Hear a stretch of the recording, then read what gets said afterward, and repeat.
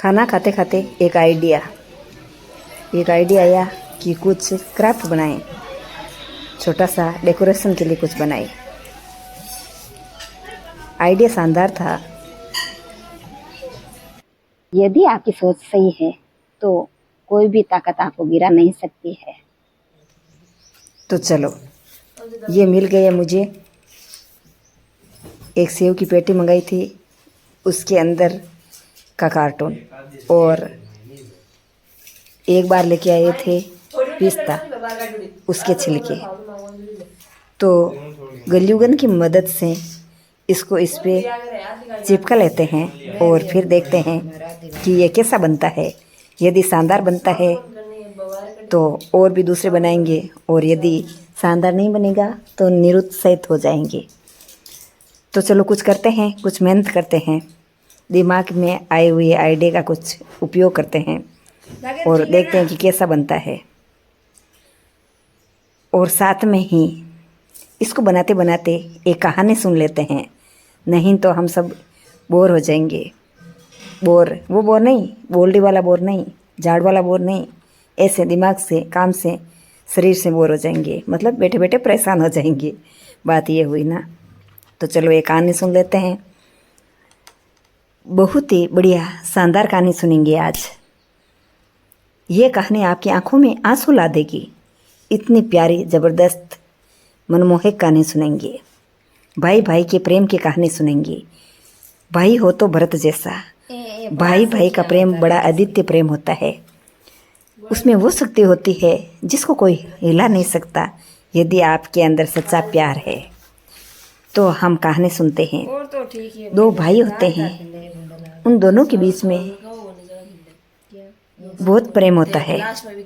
वो साथ में स्कूल जाते हैं, साथ में खाते पीते हैं, साथ में घूमने जाते हैं, साथ में इधर उधर टहलने जाते हैं।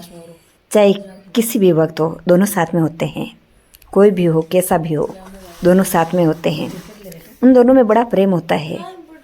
और धीरे धीरे एक दिन ऐसा आता है कि उन दोनों का प्रेम है जो उसमें दरार पड़ जाती है, मनमुटाव हो जाता है, और वो एक दूसरे से बोलना बंद कर देते हैं।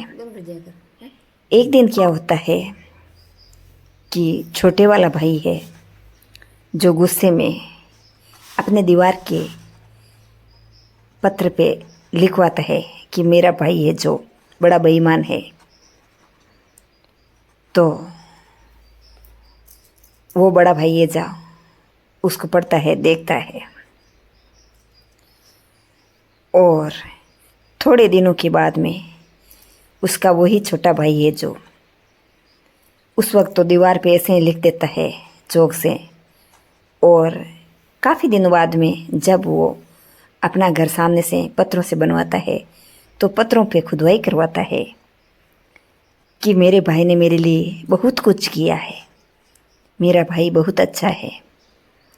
ये भी वो बड़ा भाई देखता है और वो सोचता है कि ये पहले तो दीवार पे लिखवा रहा था कि मेरा भाई बुरा है, और अब इसने पत्रों में खुदवाया है कि मेरा भाई कितना अच्छा है, बहुत अच्छा है।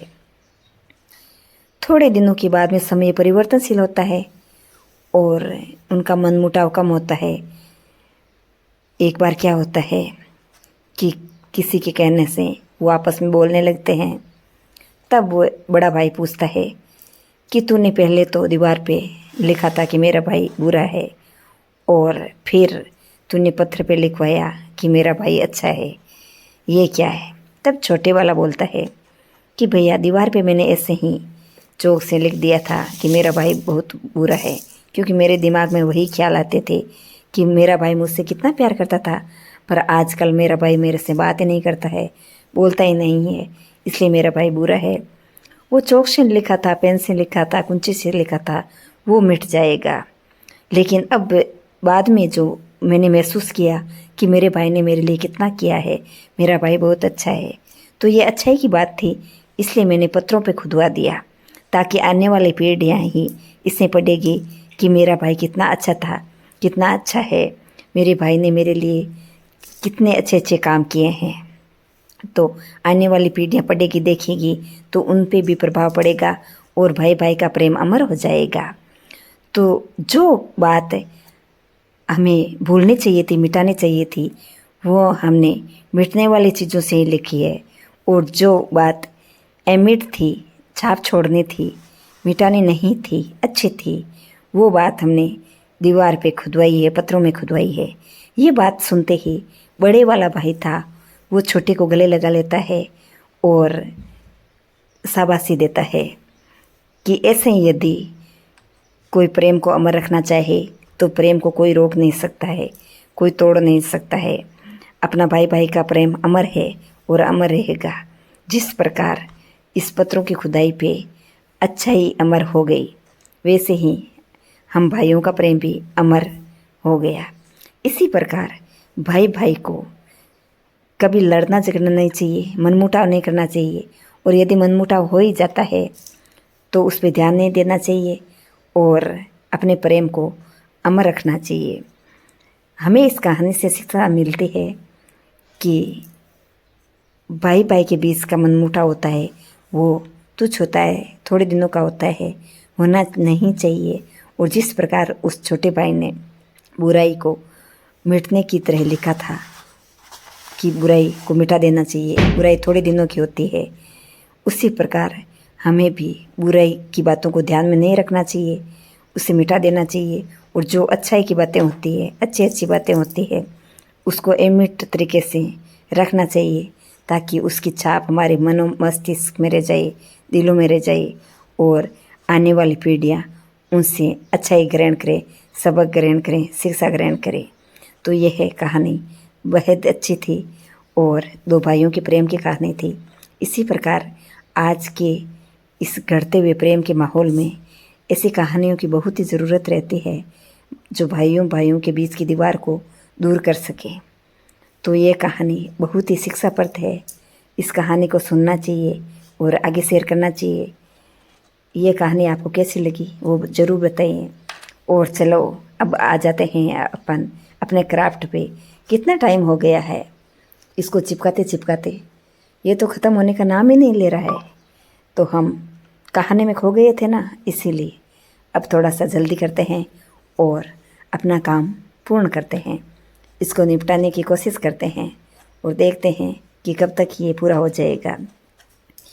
ऐसे तो ये बीरबल वाली खिचड़ी हो गई।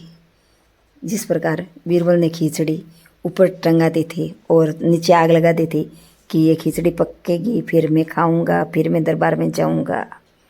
तो चलो जल्दी से इसको निपटाते हैं। और ये निपट गया अपना काम। देखिए कितना शानदार बना है, बहुत ही शानदार।